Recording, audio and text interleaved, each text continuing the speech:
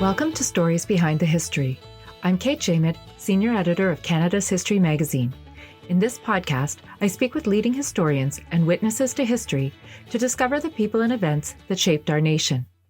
In this special episode, my colleagues at Canada's History Society bring you the voices of some of the 100,000 Canadian soldiers who served in the First World War's Battle of Vimy Ridge. Here is Voices of Vimy.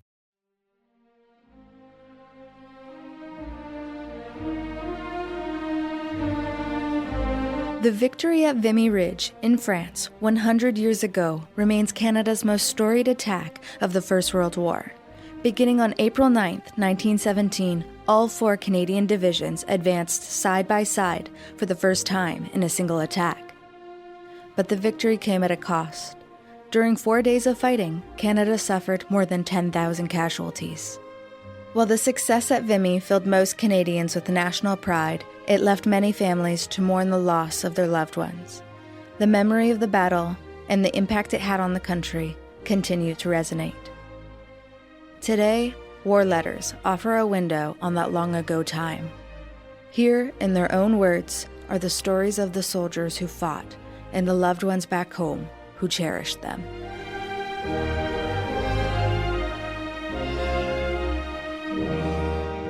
On April 7, 1917, William Bell of Innisfree, Alberta, wrote his mother to reassure her he was doing fine. He described the intense shelling that was pummeling the German lines at Vimy Ridge prior to the actual battle. Dear Mother, well, I guess it's about time I wrote you a few lines to let you know I'm still alive and kicking. We are out of the trenches training to go over the top, but we'll be doing the real thing in a couple of days. But I don't think we'll have much fighting, because the Germans are coming over and giving themselves up. They say our shell fire is hellish. They can't get anything to eat, and their troops can't get up to relieve them. But Fritz ain't sitting back and taking it all. He has our trenches, and the mud is up to a fella's waist. It is sure some mess. It is getting a little better now here. The sun has been shining a couple times this last week. The sun is a kind of stranger here. That's about all I can say just now. Bill. Sadly, by the time the letter reached home, Bill was already dead, killed on April 10th, the second day of fighting at Vimy Ridge.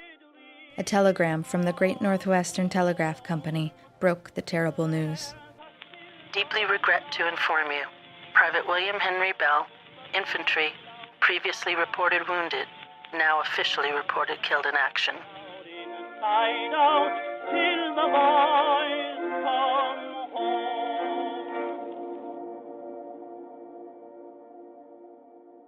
On May 13th, a Mrs. B.R. Empey wrote a letter to Bill's mother expressing her condolences.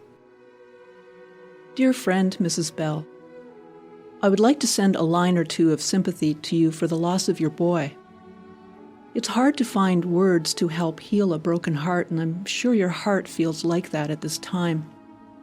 It seems so hard to think he had to meet death in that way. But so many mothers have lost more than one boy in this way. When we stop to think of it, it does seem so cruel to have the best of manhood taken from our country. They are brave lads to try to save our country by giving their life to save it. May these few lines be the language of your heart and mine. Goodbye, from your true friend, Mrs. B.R. Empey.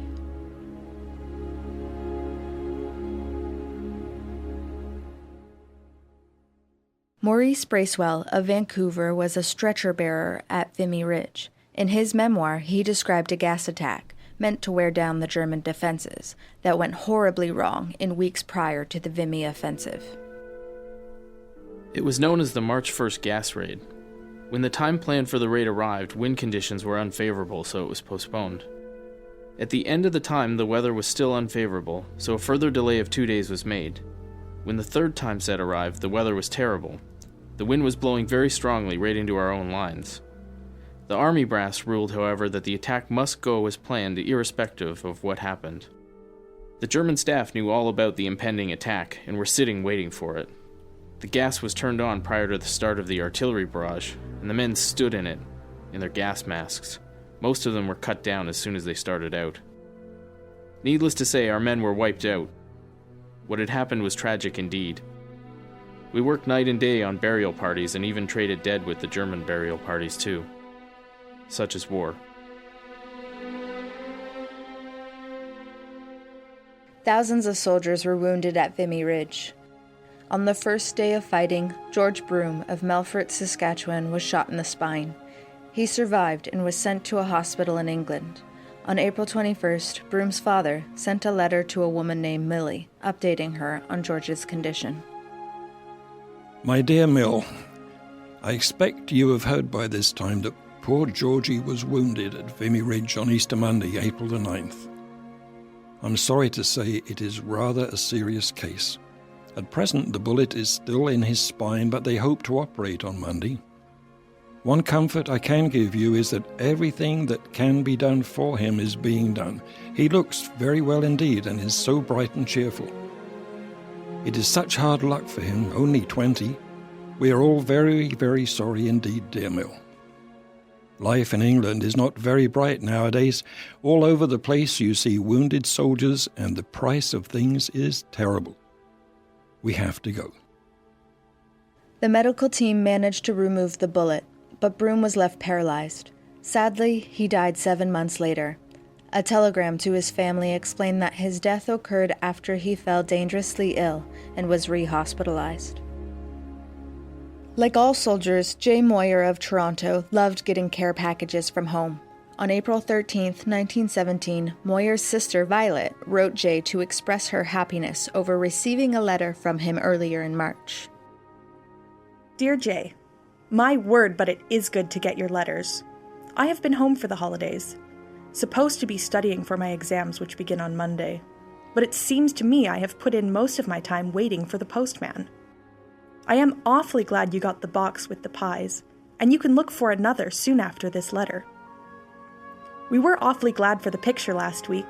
We picked you out all right, and if the likeness doesn't flatter you, at least you don't look starving, much to Mother's relief. I suppose it's your Quaker oats and such that keep you nice and fat. Mother and Arthur went to the country yesterday and are staying till Monday. Mother did not want to go as she was worrying about you since the fighting on Vimy Ridge. I wonder if you have been in the big doings. Oh, I have thousands of questions I could ask you if only I had the chance. I'll write again the day my exams finish. I hope you get this and don't get too gay in this spring advance. Remember the mince pies coming. Love, Violet.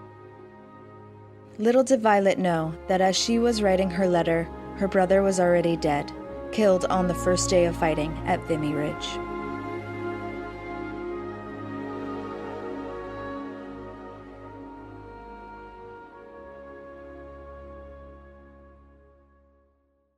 Sidney Winterbottom of Kamloops, British Columbia, fought at Vimy Ridge, and on April 23rd sent a letter to his parents describing the attack. Dearest Mom and Dad, well, I suppose you have guessed by now, I went over the top on the first day of the big push. Our battalion were very lucky as regards to casualties, only 16 killed. Of course, there were quite a few others wounded. Well, I will try to describe this push. On the evening of the 8th of April, we moved into the jumping-off trenches, and everyone was cheerful as a picnic, although it was pretty cold and raw waiting. Pretty soon, our artillery opened up the barrage. By the holy Moses, it was a wonderful sight. Thousands of guns of every size were roaring at once. The air hit you in the face as if someone was thumping it with a towel. 4 tanks suddenly crawled up out of somewhere and started off in Heine's direction. They looked rather funny. These tanks, however, were not able to keep up very much for the indescribable mud. Around 5 in the morning, the 1st Division of Canadians went over the top. We went over around 8 o'clock. You should have seen how Fritz's trenches were smashed up by our gunfire. Have you ever seen the old ocean torn about with a gale? Well, that is just what the trenches look like. We kept going, always behind our barrage of shrapnel. All we had to do was follow up the barrage. It did the work. Our gun section went over the whole course without a single casualty. A whiz-bang almost got me. I felt all through it that I was Jake, because I knew you all at home and the relatives had prayed for my safety. Therefore, I knew I was fine and dandy. If I return home, don't expect to see the lad who left you, as I have changed. A little older looking, I guess. I also enjoy a good cigar and a drink of beer once in a while. But otherwise I'm the same. Oh yes, I chew tobacco when in the line. You have to do something when you can't smoke, or you would go bug house. I hope to be back home towards September to have that deer hunt. Therefore, Dad, don't go and die before I return for the love of Pete, or I'll never forgive you. With fondest love, lovingly, Sid. Winterbottom never got to have that deer hunt. He died on November 6, 1917, at the age of 22. His death was front-page news back in Kamloops.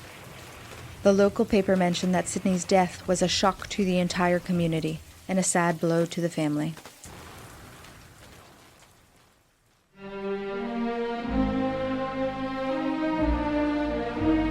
Today, it's hard to fathom how the soldiers of the Great War managed to cope and survive under such horrific conditions. In the end, it was because they were fighting for each other, their trenchmates, for the men to their left and their right, as they all went over the top together. On May 8, 1917, Frank Whitting spoke of these bonds of friendship in a letter of condolence sent to the mother of his friend, Charles Richardson, of Grenfell, Saskatchewan. Dear Madam, no doubt the authorities will have notified you long ere this of the death of your son. I would have written sooner, but it was not until this morning that I could get the few details I wanted. Dick, as we called him at college and in the regiment, was with his company when they made their heroic charge on Vimy Ridge on April 9th.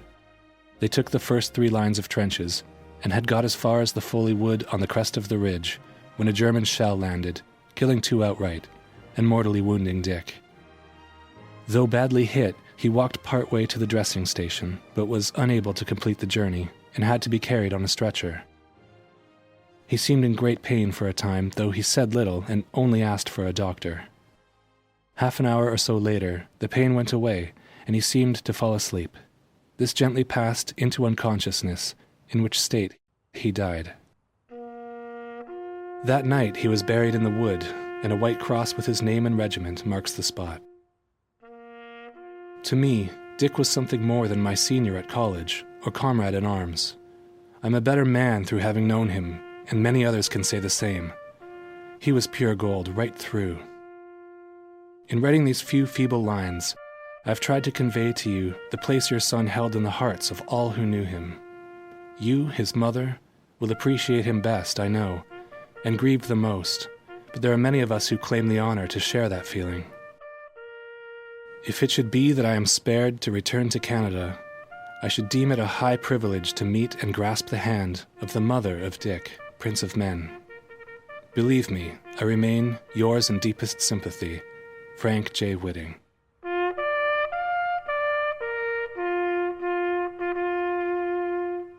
Voices of Vimy was produced by Canada's History Society. Concept, research, and script by Mark Colin Reid. Audio production by Andrew Workman.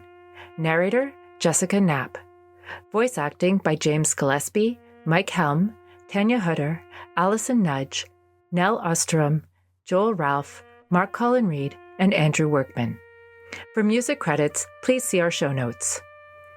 If you enjoyed this episode, please subscribe to the podcast or leave a review, as it helps others to find us. I'm Kate Jaimet. Thanks for joining me.